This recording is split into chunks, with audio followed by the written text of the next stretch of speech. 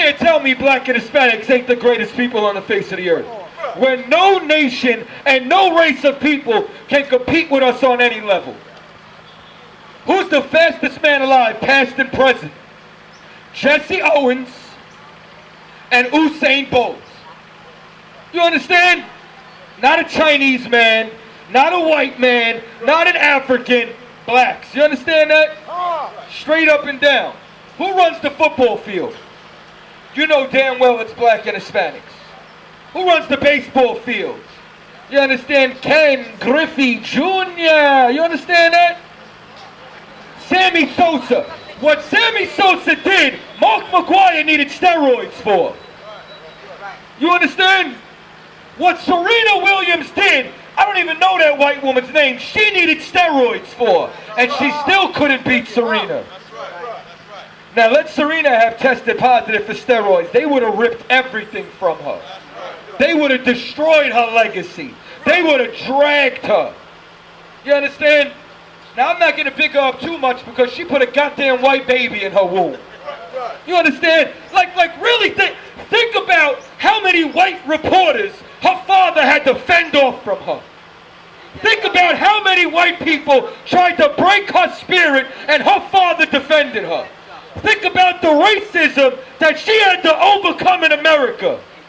And now the millions of dollars that she accumulated is going to be left to a white boy.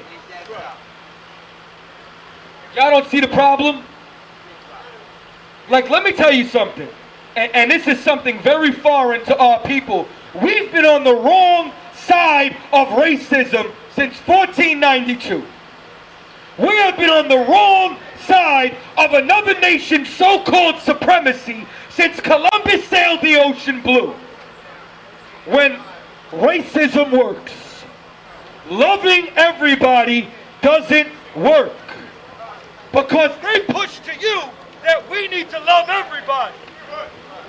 But who the hell loves us? You want to know why there's a Chinatown in every major city? Because the Chinese don't love everybody. The Chinese love seeing Chinese faces. So as a result, they set up a city and listen, if you're a black or Hispanic, you can't get a store in Chinatown. You can't get a shop in Chinatown. So how the hell do the Chinese come to Harlem? How the hell does the East Indian come to Harlem? You understand? Where the hell's our businesses? It's Black History Month, right? Martin Luther King gave them away. Because we don't care about our identity. The reason why the Chinese can be united is because they know who's on the same team. They look at an Asian and say, he's got the same jersey on as me. But you know what?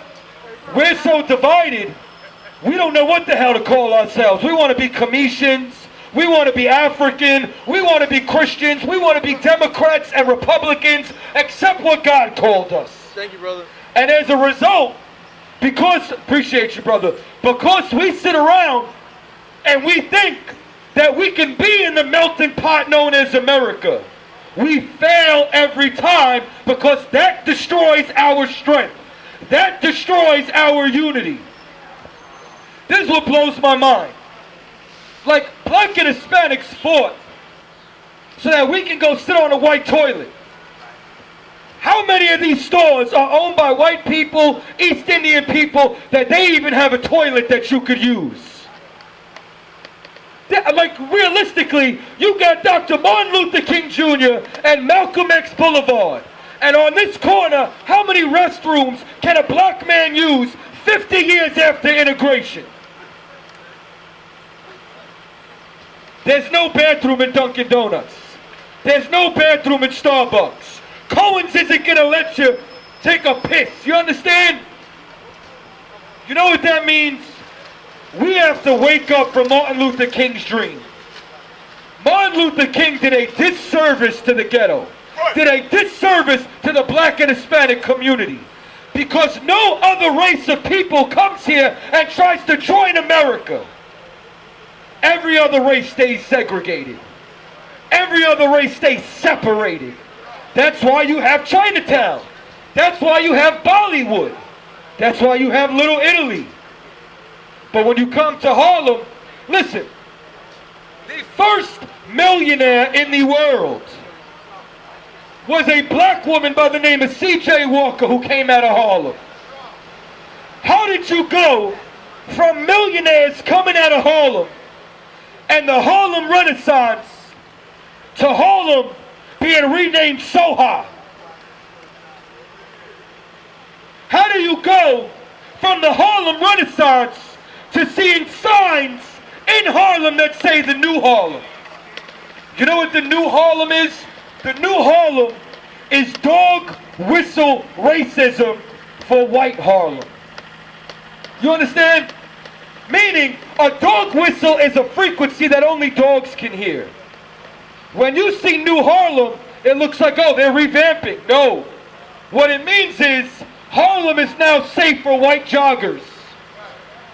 Harlem is now available. White people can start moving in. We're kicking all the niggas and spics out.